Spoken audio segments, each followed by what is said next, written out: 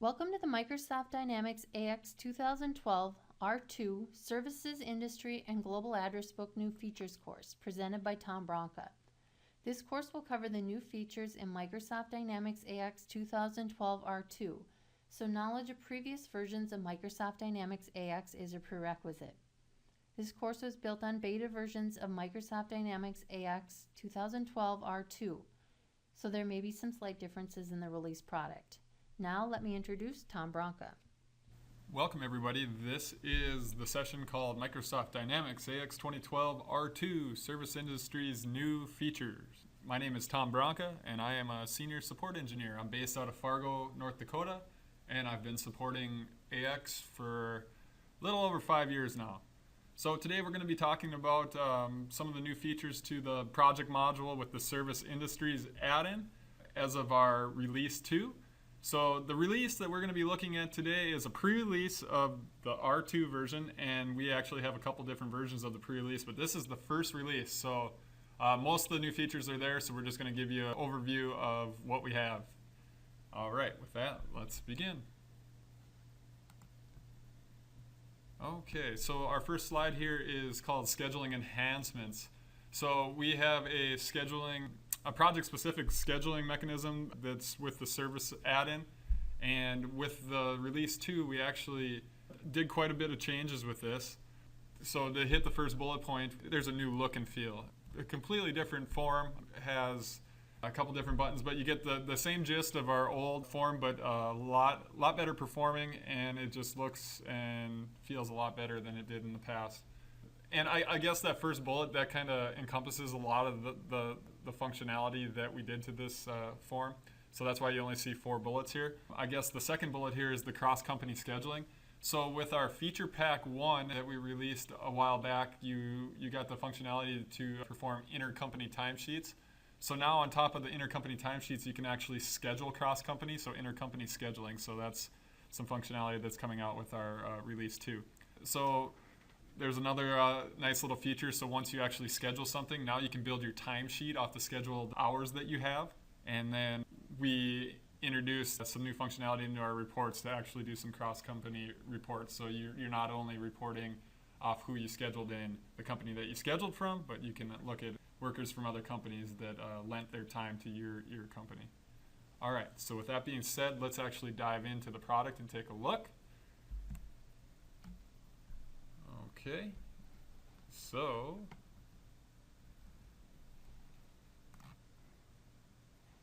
all right.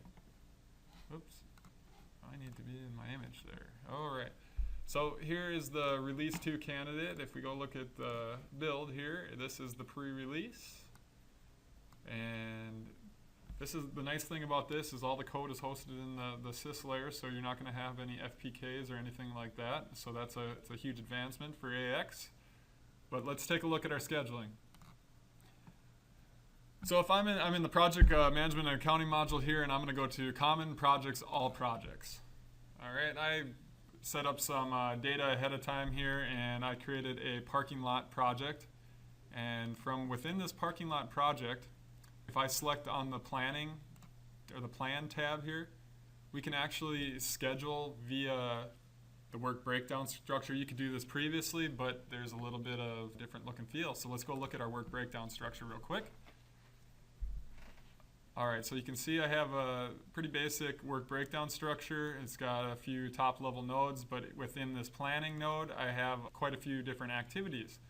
So for each activity, you can set up a scheduling and resource assignments. So basically, here are your resource requirements for this charter activity. We need people with accounting, with budgeting, with planning, and research skills. So basically, with those skills, we have people in our system that have their skill fit set up, and our scheduling engine goes through and takes a look at all the employees that meet this skill fit and gives them a skill fit percentage. All right, so basically, from here, you can set up all the different resource requirements up on the top area here. And then at the bottom, if you want to start assigning people, you can see that we have the 2 buttons, Assign and Release. All right, so we can see that there's some people already assigned to this. So Julia Funderburk and Johan Hellman, they have some hard and soft commitments to this project. And you can see the date and how many hours they're expected to work on those days. So if we want to assign more people, we can hit the assign button. And this brings us into our form. As you can see, this looks quite a bit different than it previously did in our last version of the product. We can see all our different activities over here, but for the charter activity, here are all the people that pull in to be scheduled. And you can see that there's a skill fit percentage and the availability that they can work with a number of hours that need to be worked yet. So there's 42 hours left to be scheduled out for this project. Boy, I got a little crunched up over here.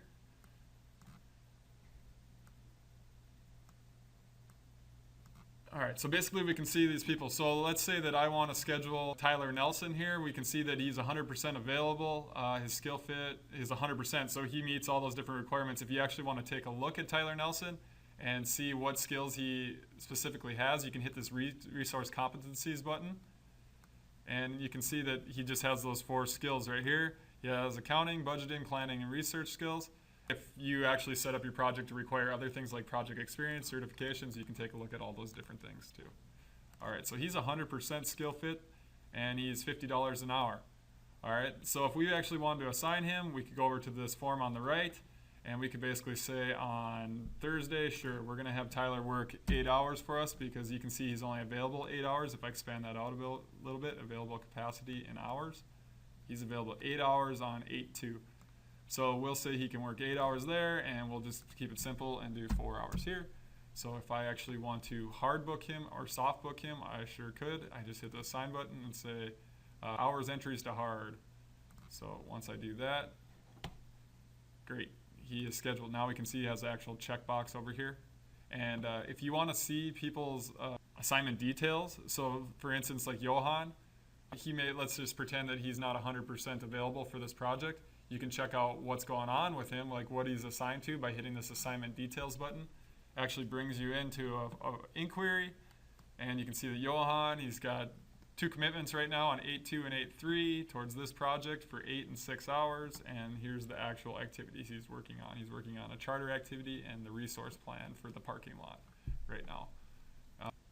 But yeah, a couple things to note here is that this is cross-company now. So you notice that I'm actually in the CEU company. So if you look at the top screen, we're scheduling in the CEU company, but we have employees from our CEE company. So if your other companies are lending companies, so we have a new concept of lending and borrowing companies. So right now I'm in my CEU company, and we're borrowing from the CEE company. So they would be a lending company.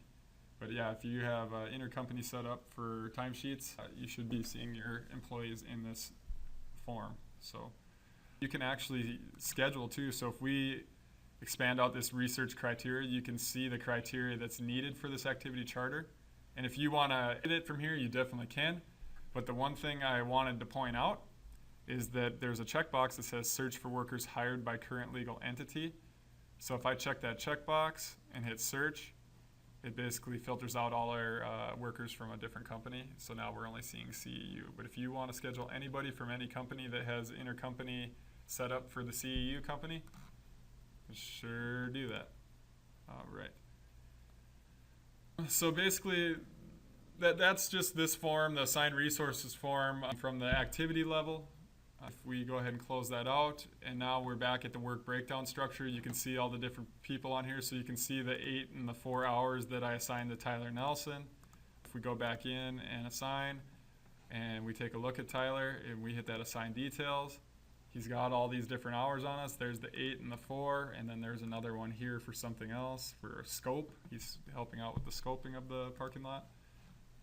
If you want to release any of the work from this activity, or the scheduled work from the activity, you sure can.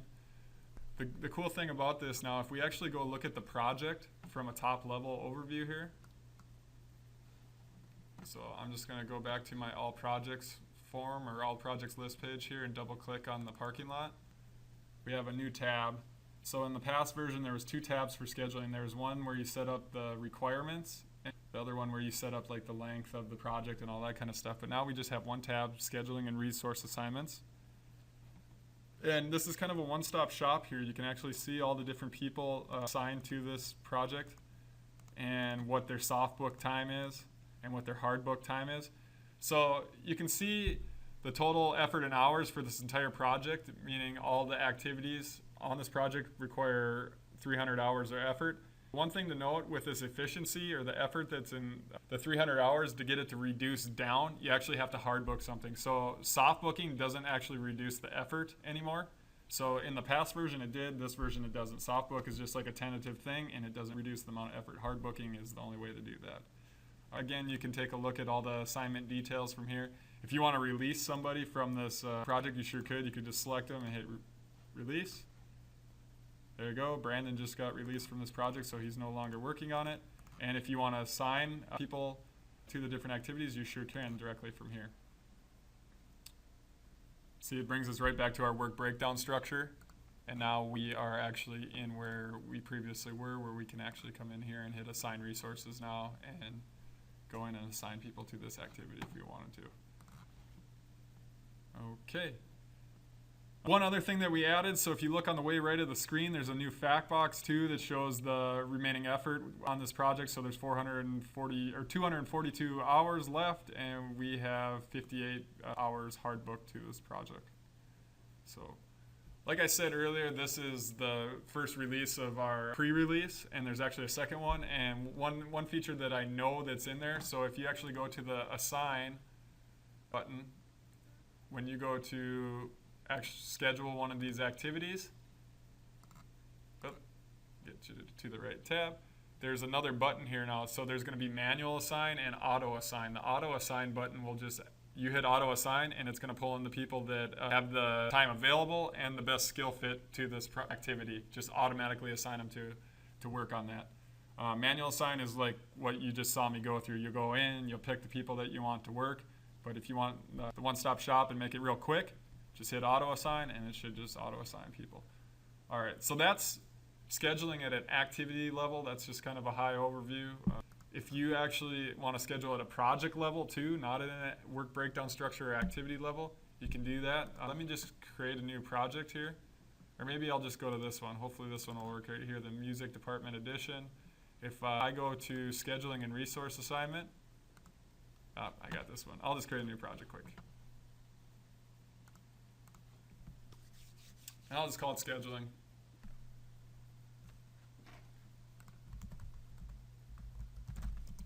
Okay. And I'll just pick a random contract here.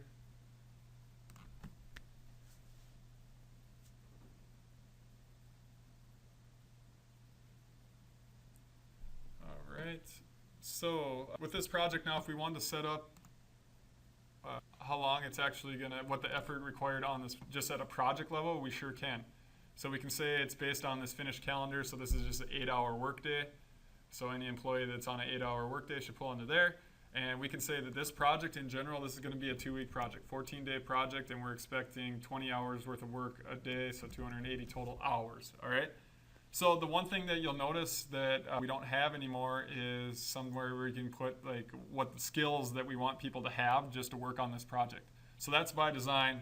We actually think that if you're going to schedule something towards a project, I mean, it can kind of be on the fly. And if you want to get more granular, then you can go down to a work breakdown structure level and set up actually all your activities and what skill fits you need for those. At this point, what you can do is you can just save, and then this assign button will start glowing. And then from here, you can actually just go out and you can see all the different people that pull in based on your calendar. Great, there they all are. They have a skill fit of 0% because we don't require any skills.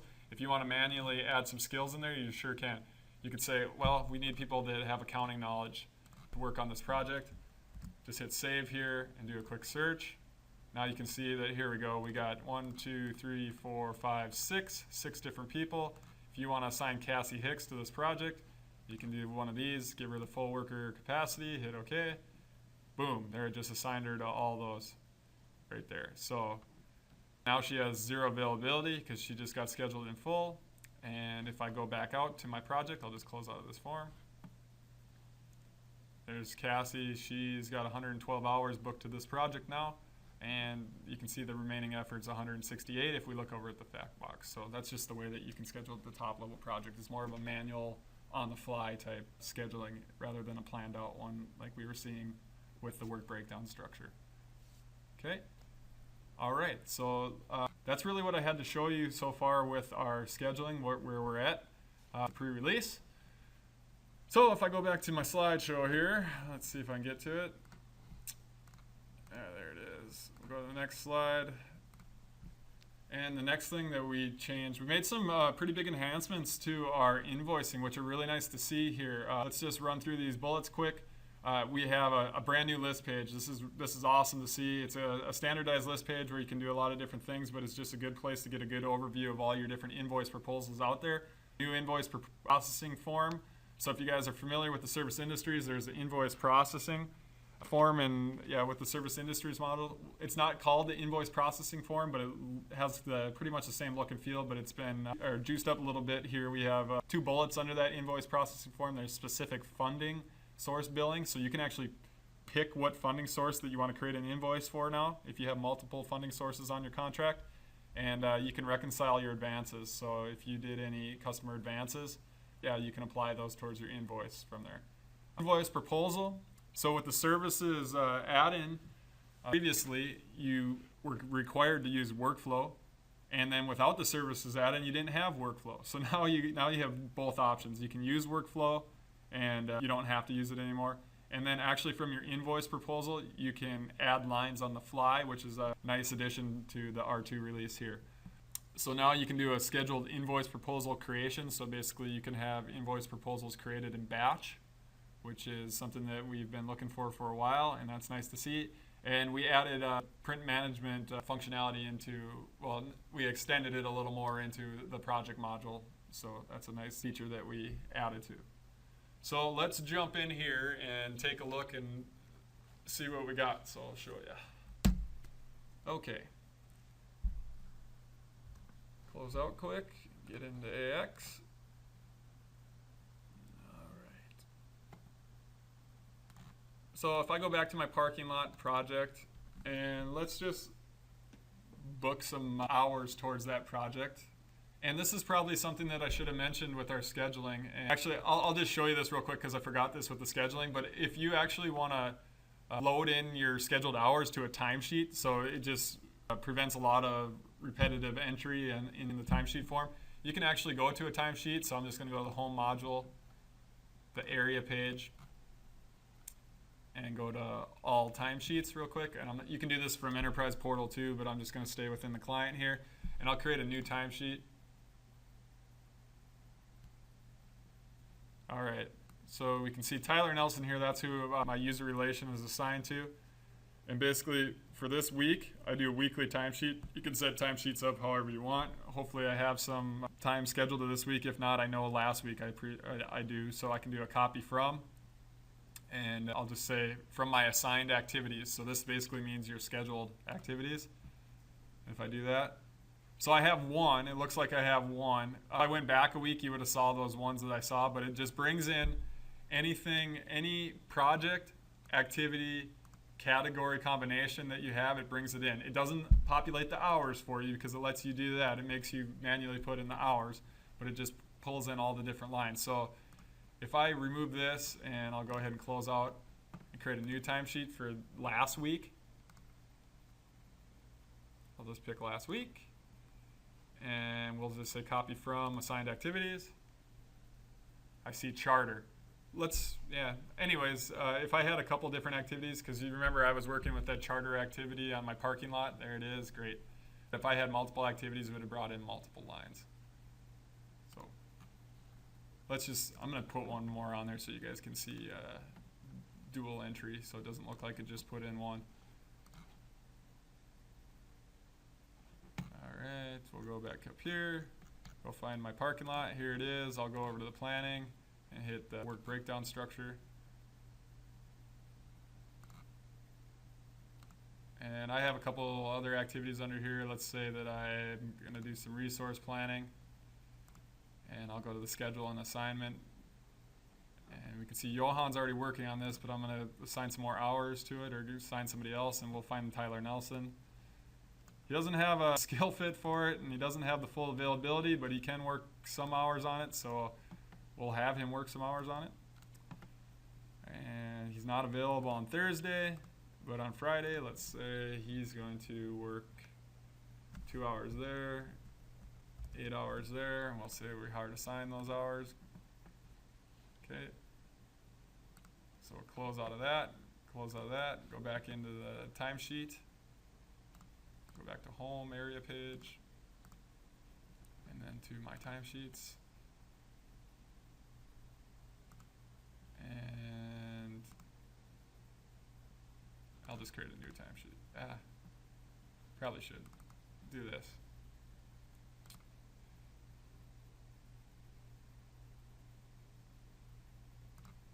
All right, here it is. So let me run that routine, copy from assigned activities. So now we can see we got two. I got that charter, and then I have that resource plan. So if I go ahead and I could put a, whatever, 8 hours those days on that project and that activity, and then we did a 4 and an 8 these other days, submit them to workflow.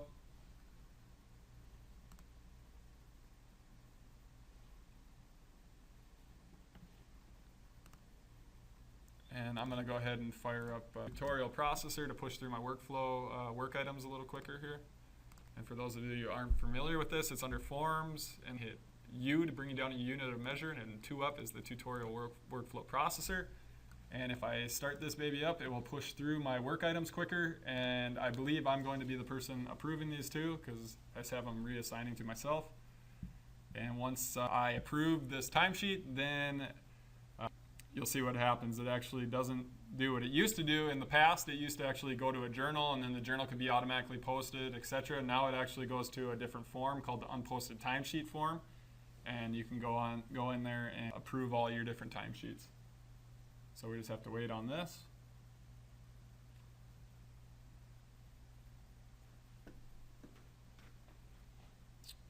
Usually it doesn't take too long, but maybe the first time it will take a little longer, I guess.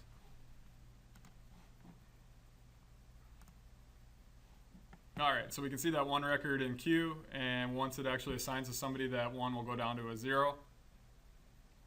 And then we can go back to our timesheet and actually approve it. So if I go to here,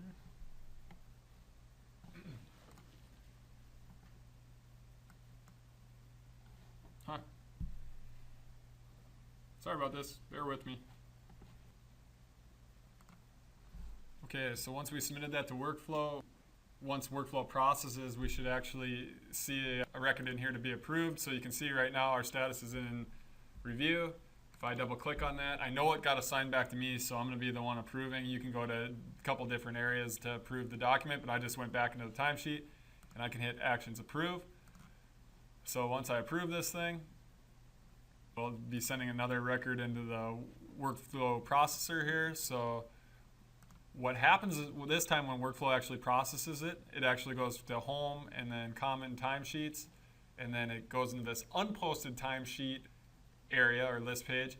And basically from here, if you don't have things automatically posting, it will just sit in this view or this list page and wait for you to manually come in here and post it. So once it's approved, there's Tyler Nelson's 28 hours that we put into the system, but I actually have this set to automatic. So what should be happening is in the background, a batch actually spins up and picks these things up to be posted.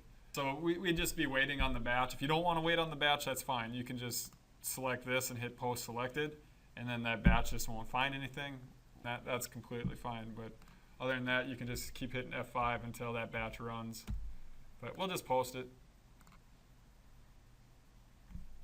And I guess if you don't see these things removing from this unposted timesheet form, you probably have some batch issues. Being on the support side, I've seen a lot of those different problems. So just make sure that your batch server is set up, or your AOS is set up as a batch server, and that the empty batch job is running on that batch server. So, all right, so we can see that this thing was posted to our project, and it's voucher 21, or sorry, voucher 766.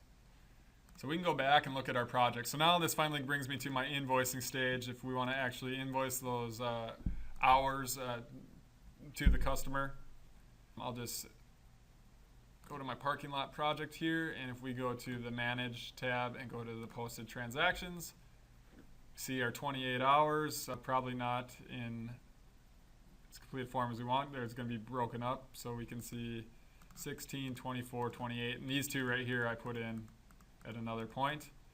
But yeah, so all of these are in the system, and these are on accounts. You can see they have a different transaction type, but all these are in the system because of our timesheet. So now let's say that we want to actually invoice some of those hours. In the past, I mean, you could invoice at the project or contract level, and you can still do that. Let's just, for simplicity's sake, say we're going to invoice from the project. So I'll just find my parking lot project. Here it is, that number 28.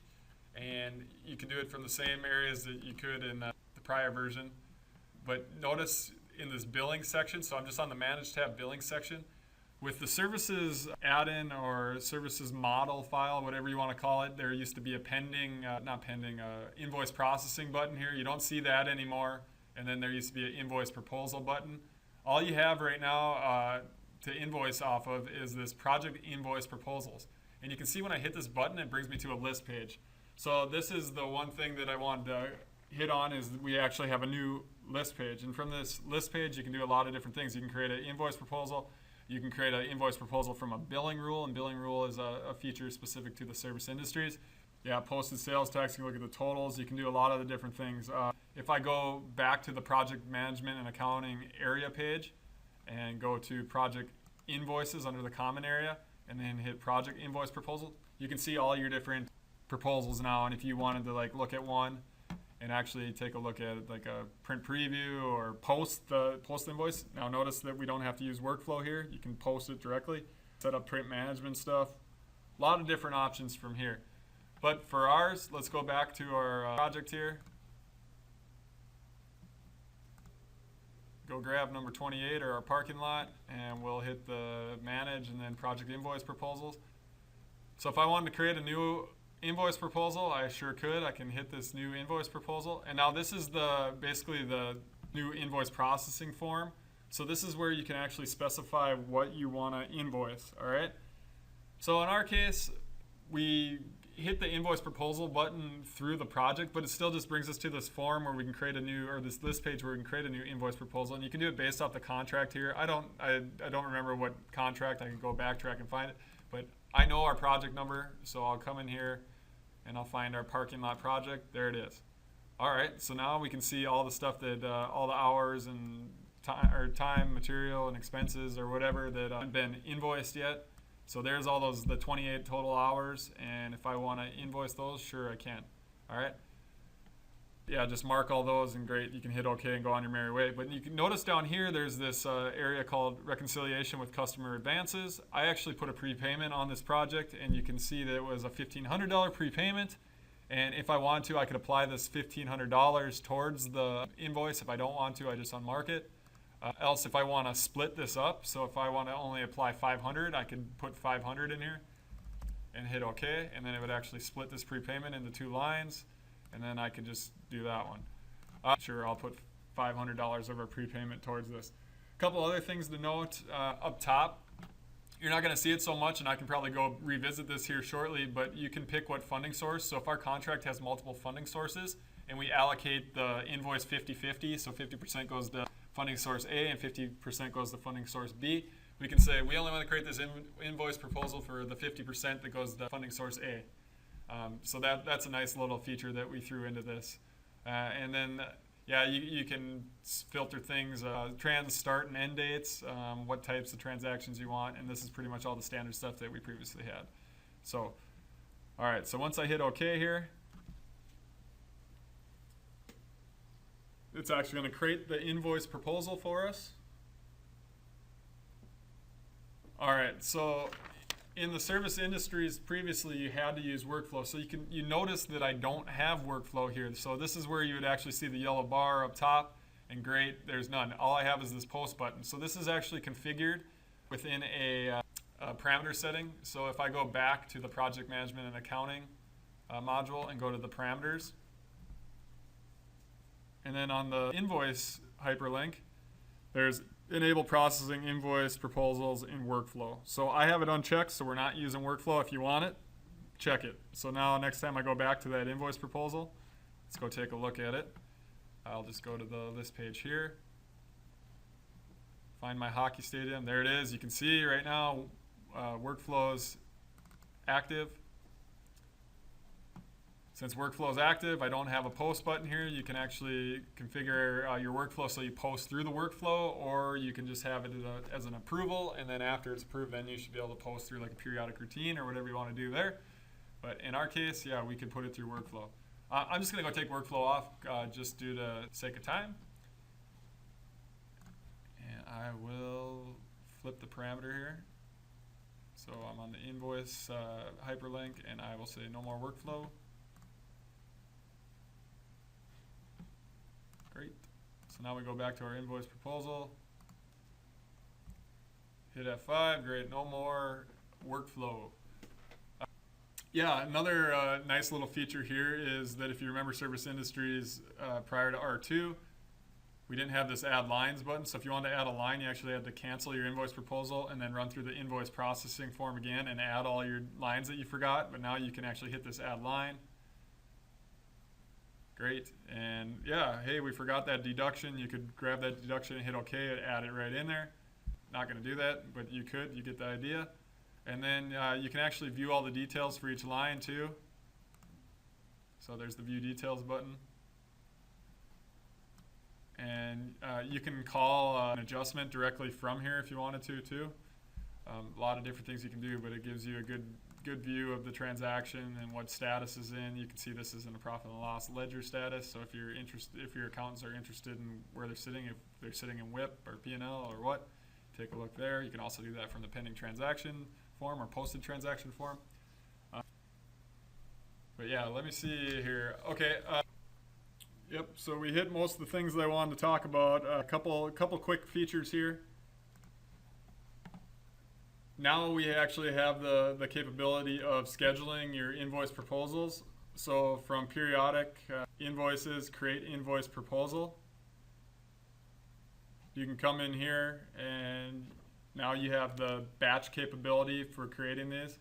So if you want to create batches for like a specific contract or create an invoice proposal every week for a specific contract or maybe a group of specific contracts, you can sure come in here, put in your selection criteria, and then put it to batch and tell what the reoccurrence is, whether you want to do it once a week on Monday and have no end date. So every Monday we're creating a new batch. You can definitely do that now. So that's just one feature that we added that I wanted to mention. And then we actually added quite a few different print management areas. So if you want to set up like the general print management functionality within the project module, you sure can do that. So it's under project management accounting and then the setup area, and then under forms, you can come in here to form setup. And for example, if you hit this print management button, you can see that we have a lot of different management areas here. So for ours, we're looking at an invoice without billing rules. So for basically our default print location, it's set up to the default printer. So whatever the default printer is, if you want a specific default printer or specific printer to be used, you can do that from here. And like for my example here, I just put in a footer text. So by default, you're going to see a footer text of no billing rules. If you want to override this, you sure can. You can do whatever you want here. You can set up whatever printer, different report format, whatever the heck you want to use. How many copies are going to be out there? Great. So for this example, our default is going to have a footer text. That's basically the only thing I changed. So if I go run a quick print preview on any invoice proposal that doesn't have some kind of print management that overrides this, we should see that footer in there. So that one I just created will work, and I'll just run a quick print preview. Hopefully this doesn't take a while to fire up SSRS. Might take a few seconds here though. But yeah, we should be seeing that footer.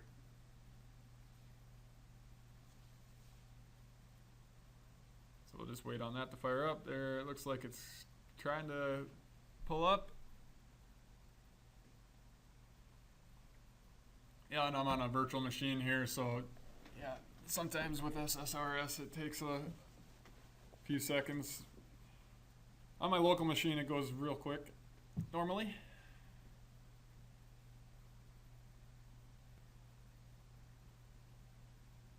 But yeah, well, I guess the other thing to mention too, so what I did is I set up the print management in the project module. So yeah, we can see like anytime print management isn't set up to override that, you're going to get this footer that I put on there. Or if I set up a printer, it's going to use that printer location. But if you want to do this at a customer level too, so let's say that you have multiple customers on your contract or multiple funding sources, we call them. You could say for funding source A, we print to this printer, or for funding source B, maybe we email something out to them. So you can set this up at a customer level too. And then you can have all the specific print management settings set up, so you don't really have to configure anything at the time of printing. Print management just knows what to do. So that it's a real helpful feature, and yeah, it's something that we're glad we have in the product now. So now we just need SSRS to fire up here. Okay, you can see that this thing finally pulled up here, and it looks like our standard invoice, and you can see we have all our 28 hours, and then we can see that our deductions actually apply to this invoice, so we get $500 off for a $6,500 total invoice. But the thing that we're worried about was that footer that we threw on our print management setup. So you can see that we have no billing rules showing up here. So that's basically what I wanted to show you at the actual project module print management setup. If you want to do this at a customer level, you sure can. So for example, we have a contract that has a couple funding sources on it, or let's say 2-3 customers. And when you create an invoice, it's going to create 3 separate invoices, one for each customer, and all of them have requirements that how they want to be invoiced. Like one of them wants to be emailed, the other one we want to send to a specific printer, and etc. So you can set up all this print management setup at the project level, at a customer level too. So if I go to accounts receivable and go to all customers, and let's just find, I don't know, Forest Wholesales, here they are, I'll double click on them. And if I go to the general tab up top in the action menu and hit print management, look at that. We have all these different documents down here, and we could say instead of the project invoice without billing rules, instead of that footer that we already have on there, there's no billing rules. You can see it's all grayed out. We can right click and we can hit override, and we could send this one to email or something like that, or change the footer, or do whatever we want to do. So I guess the thing that I failed to mention a little earlier is, like, in the last version, all we had was one under here. It just said project invoice. So now we just have all these different ones. There's quotes, invoices, the retainage release, a lot of different user-defined project invoice with billing rules, whatever you want to do there. So there's just a lot more that we enhanced with our print management functionality. All right. Okay, so that is what I outlined for invoice enhancements. Let's look at some of the general project enhancements, and a couple of these are some big asks that we've had through our support incidents, and we delivered on those for R2. So if I bring up that PowerPoint, let's just briefly talk about this. So here we go. So some general enhancements. Effective labor rate, that is back. We had that with PSA AX 2009, and it wasn't ready for 2012, so now it's ready on 2012 R2. Very nice, works pretty well from what I've seen so far. Project consumption on receipt. So basically we had 2 ways of receiving purchase orders, one with an item requirement and one without an item requirement. And the one without item requirements, so if you just created a PO directly from a project, you could not, the items were not consumed to the project on the actual receipt. So basically we couldn't bill the customer for the goods that we've already received through our subcontracting. So now you can, there's just a couple parameters that you can flag to have that same functionality as if item requirement was tied to it. We have an estimate project enhancement. Pretty much hid away the estimate project functionality, so you don't see it when you actually create a project. And then we have a few budget enhancements. So with our new budgeting of 2012, it was just at dollar amounts that you budgeted. So now we brought in the quantities. There's actually a details button where you can go see all the details of each line that you added. So all the quantities are on there. And then we added a little bit of validation on the journals. So when you actually just save the line, it checks the budget. Copy the WBS to forecast. So you can actually forecast at a WBS level or budget at a WBS level, which then can be transferred over to forecast. And then your forecast can be loaded into an actual budget. So it's a nice little feature, and I'll run through that. So effective labor rate is the first one on the list, and effective labor rate was a feature that we actually had in AX 2009 with the PSA code. And what it is basically an average labor rate based on how much you make per week. So we didn't have that as, we took it out as of the 2009 or 2012 RTM release, but now with R2 we actually reworked the code, and now it's going to be back in the product, so I can give you a quick demo of that. And then the next bullet point is project consumption on receipt. So this deals with purchase orders, project purchase orders I should say. There's two different types of project purchase orders. There's one that has an item requirement and then one that doesn't have an item requirement. So and they differ in the way that the goods get consumed to the project. So with a item requirement purchase order, when you receive the goods, you can you have the option to consume them to the project, meaning that you can bill for that, or bill the customer for that subcontracting. And with a purchase order that was directly tied to a project, you actually have to financially update the purchase order in order to see the goods consumed to the project and to bill for them. So now as of release 2, with that purchase order that's directly tied to a project, we can mimic that item requirement functionality, and upon receipt, we can actually consume the goods to the project. And we'll run through an example of that. And then the estimate project enhancement. A lot of people don't know about the estimate project, but it's a functionality to recognize revenue, basically like a container. But what we did with this is when you create a project, now you don't actually have the setup for the estimate project. We kind of hid that in the background. So we'll briefly run through that, but it's worth mentioning. And then we added a couple budgeting enhancements now. With our budgets, you can budget quantities now. So basically in the past, it was just dollars, cost and revenue. Now we actually have the functionality to look at the details underneath that cost and revenue and see what the actual quantities are. So if you want to budget based on quantities, you definitely can. And then we changed a little bit with our validation. So on journals, when you save the line, now it runs through our budgeting logic to go see if you're over budget. And then that third bullet point there, copy WBS to forecast. So that's our work breakdown structure or our activities. So you can actually set up a budget at an activity level. And once you set that budget up at the activity level, you can copy those over to forecast. Once they're copied to forecast, you can actually load those into one of our, the new budgeting system as of 2012. And then, yeah, you can just bring those in. We actually added with elimination. You can eliminate to a specific value model of a fixed asset if you want to do that too. So that's just another feature worth mentioning. All right. So let's jump into the product, and I'll go through some of the general enhancements that we have here. So let's look at the first one, which would be effective labor rate. So effective labor rate is basically like an average rate based off of your payroll. So if I make certain amount a year, it breaks it down to a weekly income. So let's go take a look at how you set this up. There's 3 basic steps. So if I set up a worker, actually I have a worker, I'm just going to use my Tyler Nelson worker, and if I go look at his record, so if I go to human resources and go to workers, I'll just find Tyler. Here's Tyler Nelson.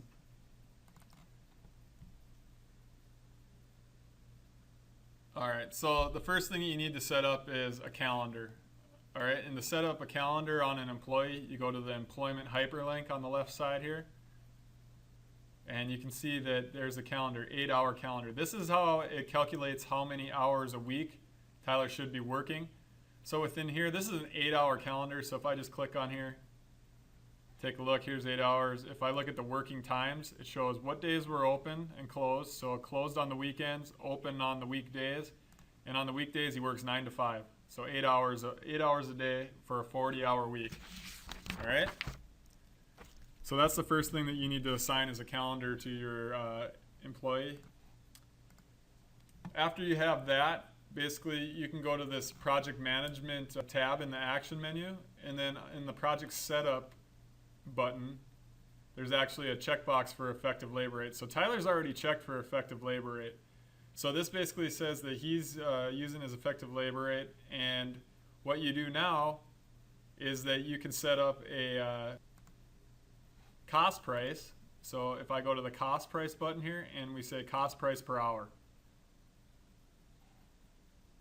So Tyler's cost price per hour effective of 1/1/2012 is 50. All right.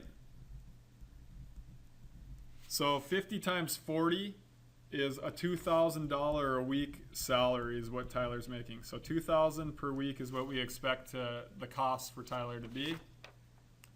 All right. So if I posted 1 hour in a week, that's the only hour. I mean, because this rolls through all the different projects because this is at a worker level here. If I posted 1 hour, we should see the cost on there be $2,000 because that 1 hour says that we pay Tyler $2,000 no matter what. That's what his cost is. And then if we posted another hour, so now we have 2 hours consumed to a specific week, we should see everything re-average out so that 2,000 that was for the original one should go down to 1,000 and the new entry should be 1,000. So, all right. So if I go ahead and I'll just show you a quick example. So we know Tyler's making $2,000 a week because we set him up with a $50 effective labor rate, and we know he works 40 hours a week, which equates to $2,000 a week. So then another feature that we added to this effective labor rate is it only used to work through timesheets, but now it actually works through hours journals. So I can just create an hours journal. All right. And since this is going to be week specific, because we know that's just how the feature works, I guess, I'm going to go into September, just so we have a fresh start here. And I'm going to say on Monday, September 3rd, Tyler worked on our parking lot here. Okay, he did some design work, and he worked 1 hour. Go ahead and save that and post.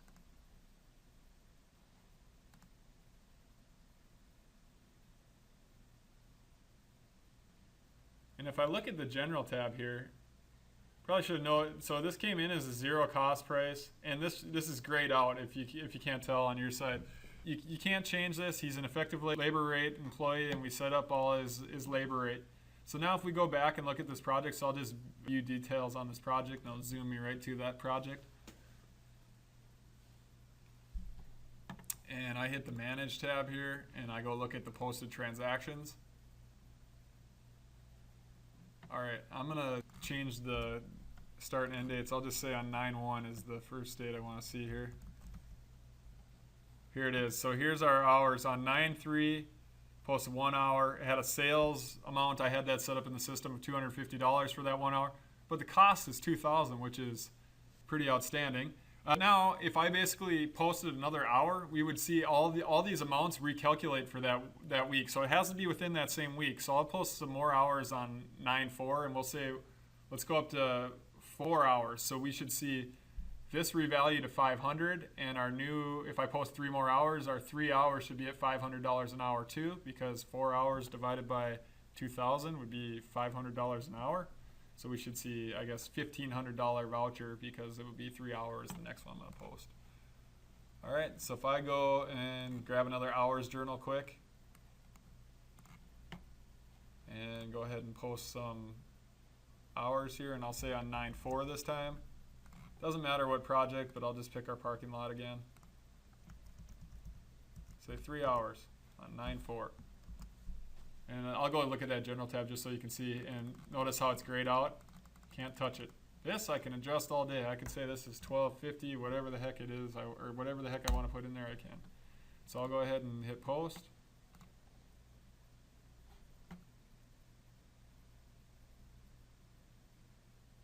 Okay. So if we go review that project's transactions again, here's my parking lot, and hit posted transactions, brings us to our posted transaction list page, and I will filter this thing based on 9/1 again. So we can see that it does a little work. So we can see our first one, which had a $2,000 cost price, was reversed out, And then it was revalued. We added another hour, but it's at 500. All right. And then we added our 3 hours on 9/4, and those were revalued. Well, those are at $500 an hour, so we see a $1,500 sales price. But altogether, our 4 hours total $2,000. So if I get to a 40-hour work week, so if I posted 36 more hours, I should see $50 an hour is what it should equate out to. Or if I go over that, then it's going to go down even further. So if I posted 50, but that's just, I mean, that's how our effective labor rate works. It just keeps revaluing itself just to make sure that you get an average cost price of what it should be based on what you make a week. So hope that makes sense. Okay, so the next feature that I have on my list here is the project consumption on receipt. All right, so there's two parameters that we introduced.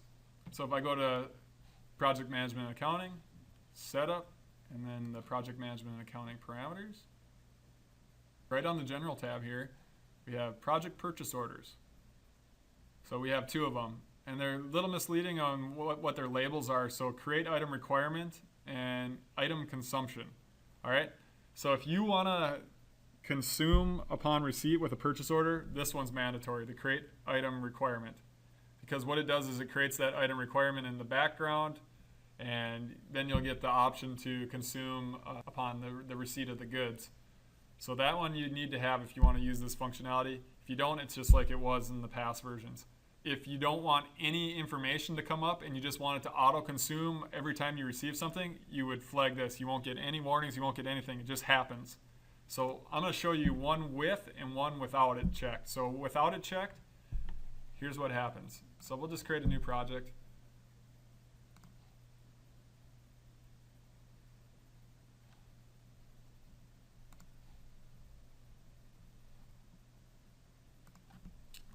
Call it consumption test. Just consumption, whatever, that's fine. Doesn't matter what we pick here, really.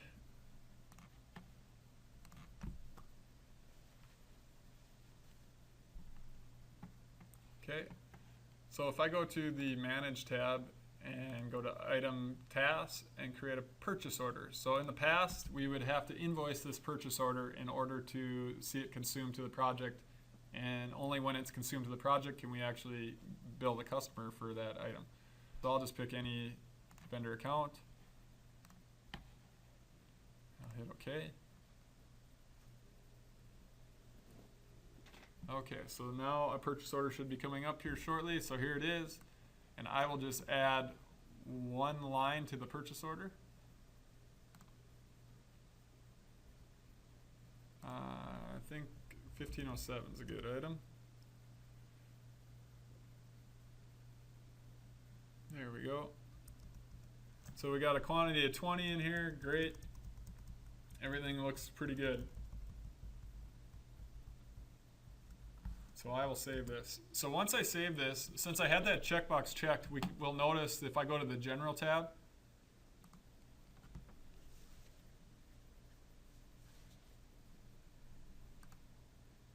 and then I go to References, there's an item requirement associated with this purchase order already. So it has a sales order of item requirement type associated with it. So you can go take a look at it. You can view details from here. But that's just what that checkbox is doing for you in the parameters, is creating that item requirement behind the scenes. But anyways, so if I confirm this purchase order,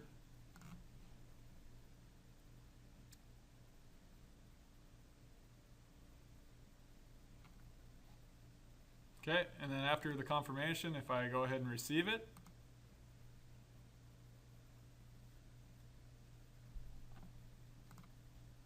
sure, ordered quantity, hit OK. So we're receiving the purchase order. So once you receive the purchase order, we should see an info log pop up, or not an info log, but just a prompt. And the prompt should say, do you want to consume the goods to the project? So here it says, consume items for the project immediately, yes or no. So that other checkbox in the parameters, I think it's consume immediately or something like that, would prevent this or suppress this, this prompt from showing up and would just automatically hit yes. All right. But anyways, with the parameter that we do have checked, it's just allowing this prompt to show up. And if we hit yes, then we should see the PARM form for the sales order, the item requirement sales order pull up. So you can see here it is, tracking slip post, and you can see it's for that sales order of item requirement type. And we can pick all or whatever, not pick, I want all, and then you can hit OK. And once we hit OK, now they're consumed to the project. So if we actually go look at the project now, and I go to let's just do posted project transactions, we should see 1507, there it is, it's consumed to the project. If I want to bill, I can do a new invoice proposal and pull those directly in there. But that's upon receipt, so that's great. But if I want to suppress all those messages in that the actual sales order invoicing process or whatever, not the invoicing, the receiving process, you can definitely do that. And that's what this item consumption checkbox does. You will no longer see that. Everything just happens in the background.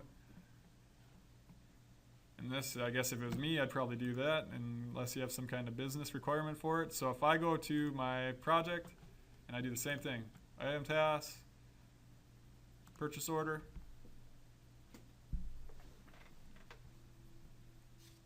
pick a different vendor, fog projectors, great. Hit OK. There's my purchase order form. We'll pick 1507 again because we know that item's got the right stuff set up on it. And I'll just do a different quantity, do 30. Hit save. We go to the general tab, same thing. We're still going to have that item requirement in the references. There it is. If I go and confirm. Okay, so it's confirmed and received. So I'll say I'm going to receive this product. Here's pack 2 and hit OK. So when I hit OK here, no more consumption prompt should come up, and the next post product receipt or whatever it is on the sales order side shouldn't show up either. So that's what that other parameter is doing, is just suppressing all the other prompts. So there we go. F5, if I go look at this thing, go look at the line details for this line, we should see received, I believe. There we go, line status received. If I go look at my project, here's my project form, and go to the posted transactions. Here's my 30, and they're consumed. I just didn't have to go through any of those other steps. So that's a nice little feature. All right, and that was a big ask, and I know that's been an ask for a while too, so I'm glad we put that in. All right, so if we go to all projects, I want to talk a little bit about your estimate project. So this is something that it's a little different going into the next release of our pre-release here. So it looks a little different, but it's a good look that's different going forward. So I'll show you what we have right now. So if I create a new project and I pick a fixed price project and it's called test.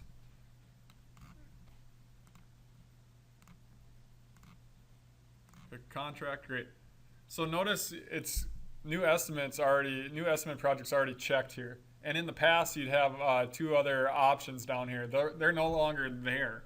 Where they are, they're hidden in the background now too. They're on your actual project group. So when you pick a project group, so if I just view details on FP3, you can see right here, if I look at the estimate fast tab, there's revenue recognition, there's a cost template, and your period code. So now, I mean, somebody that's not an accountant doesn't need to be setting up this stuff. It's all set up in the background. So when you use this project group, it just knows to use this cost template and this period code. And cost template basically tells what types of transactions pull in for revenue recognition. And then the period code basically says how often do you want to run an estimation process. So that's all set up in the background. And going forward to the next release, I know one thing, when you create the projects, you're not even going to have this new estimate project checkbox. This is just completely gone. One's created automatically, and it will just use the settings that you set up here. So that's what we have. All right, so here's the feature that I particularly like, and I set it up for you ahead of time here on that same project that we were using earlier, this parking lot project. And basically, this is some of our budgeting enhancements, but this is just how the flow I saw in my mind. So let's just say that you have a massive work breakdown structure set up, or maybe you use like the same work breakdown structure for every project, so you pull it in from like a template.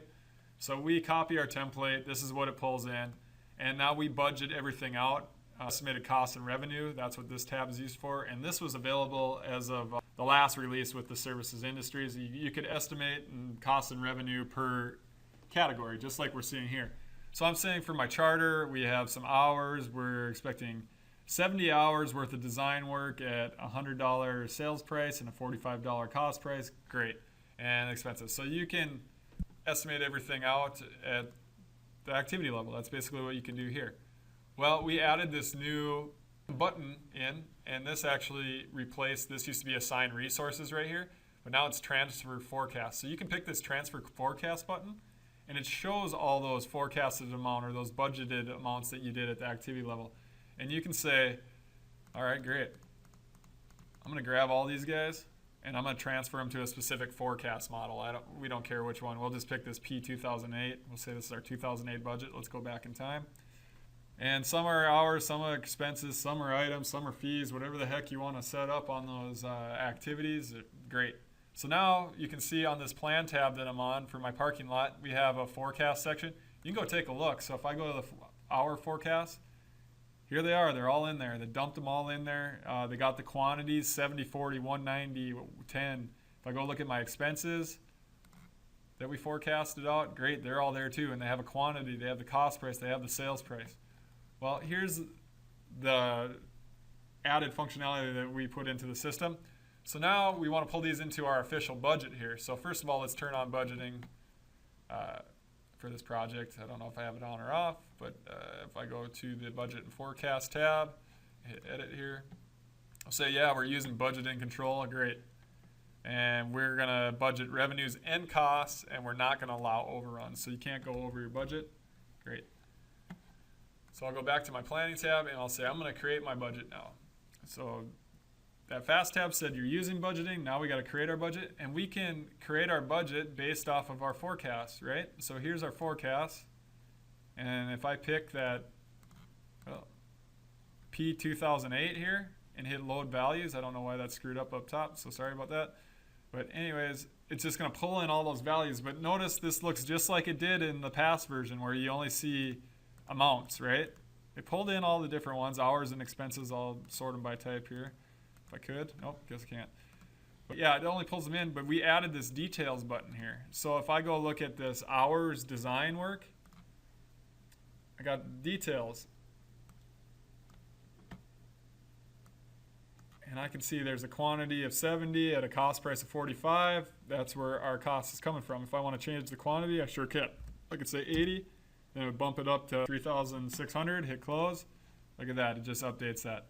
So now that's basically what we added in. We added in the details where you can look at quantities, you can change the details, you can change it here too, and we'll go adjust your details, vice versa. So yeah, that's basically what we did with that. And then you can submit it to workflow and have it go through and be an official budget. So I'll just submit it through, and that will bring us to our next little feature. It's just basically when things are evaluated in the code, we run through the logic. So now it's upon saving of a form. So I'll go ahead and hit F5 and approve this budget because I'm the person that got assigned to. And then once it's approved, we should see an info log saying, hey, your budget's in place. And I got to take a mental note here. So we have $3,600 of design work. Okay, so the budget was committed here. So $3,600 of design, and that's at a cost. And the revenue side is $7,000. All right, so on our parking lot project, let's go ahead and create some hours. And we go to the lines here. And I will just try and put in, I don't know what the cost price is here. I suppose it's going to be ELR with Tyler. So I'm going to switch to a different worker that's not ELR, effective labor rate.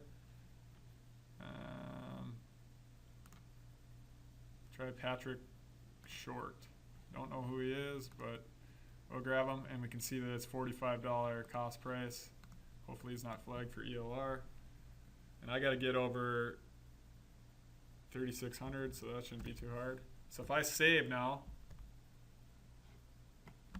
upon saving, we just added the logic that actually checks, because it's going to say I'm exceeding my cost and my revenue budget, so you better change it right now. So you don't go enter a whole hours journal or timesheet or something, and then when you go ahead and run the validation, which it used to be, so when you hit validate, then it runs through logic. Now you got to figure out what you're doing wrong. All right, so now when you're adding new lines, it's committing those records and running through this logic to make sure that you have things in check. So as soon as you go over, you're going to know rather than at the end of when you're putting everything in. So that's a nice little feature. Okay, so that's basically what we had for budgeting. And what else do I got for you? Yeah, and it's just one thing to mention. Basically, when you're eliminating or estimating too, I guess. So when you estimate, I got to get to a fixed price project here. Fixed price, here we go. And I'm not going to spend too much time on this, but when you go ahead and you pick, let's just do this.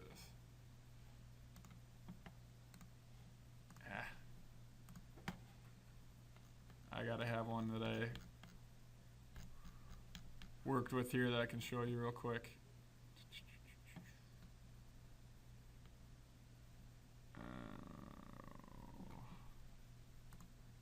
Sure, hopefully this will work.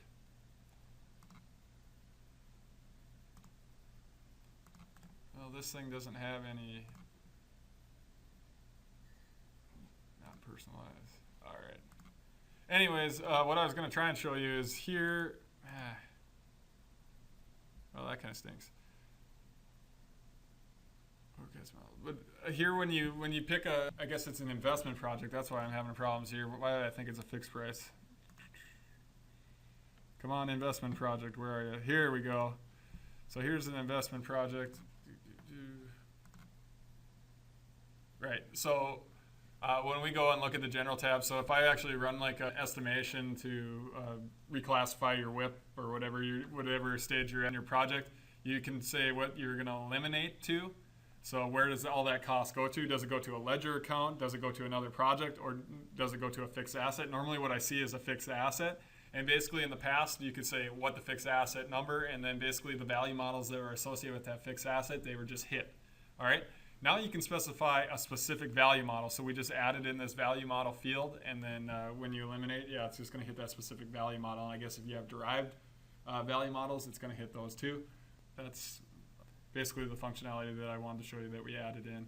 I'm not going to run through an example, but yep. Okay, so that's basically what I had for you today. I hope you got a quick overview of some of the stuff, and hopefully you liked what you saw. We can do just a quick little recap. So some of our scheduling enhancements, I guess you saw that it's a completely new look and feel, a lot of new budgets, or new buttons, I should say. Yeah, to me, it's a big improvement. It's much better performing, and it's easier to look at the thing and see what people are doing, and you can get an idea of what projects they're scheduled towards, and etc. And the cross-company scheduling is a big enhancement too. I guess we didn't really show the reports, but I guess with the reports, you'll just have a include workers from other companies checkbox. That's basically what we added with those. Yeah, the invoicing, again, it's got its own list page. We showed you that. Got the invoice processing form. We looked at that too. You can select a specific funding source if you wanted to. In my example, I guess we only had one funding source, but if you had two, you can say I'm only invoicing based on that one. You saw how you can pick your advances that you want to reconcile towards your invoice. And if you want to split them, you sure can. The invoice proposal, once that's created, you have workflow, which is optional, which is a very nice feature. And then if you want to add lines to your invoice, you can definitely do that on the fly there. And then we added the batch processing for the invoice proposal created, or the scheduled invoice proposal creation. Very nice. And then the print management. Yeah, so you can set that up at a project level, and it's just a more granular level of setup now, with more options to use there. And then just to recap again, The general enhancements, which we just went through, we hit the effective labor rate. That's where you get your average rate for a worker based on their hours per week and their rate that you set up. The consume on receipt now, you can do that when you create a project directly from a purchase order directly from a project. And then the estimate project enhancement, where we hid that in the background now, so you don't really have to worry about that too much. And then the budget enhancements, which we just cruised through, which is pretty nice. You can start at the work breakdown structure, transfer those to a forecast, and then load your forecast into the budget. And then once they're in the budget, you can review all those different quantities. Then when your budget's in play, we show how the validation is changed. Now, once you save, it fires up the logic to see if you're over budget. All right. And then the elimination, you can choose a specific value model rather than just a generic fixed asset and then go with what the value model says. So, all right, guys, that's close to an hour here, so I appreciate your time, and hopefully you got a good overview. Thank you. Thank you for reviewing this course. Additional new feature courses can be found in the Partner Learning Center. If you have specific questions on any of the features shown, you can contact Partner Technical Services by emailing askpts@microsoft.com or calling 1-800-MPN-SOLVE.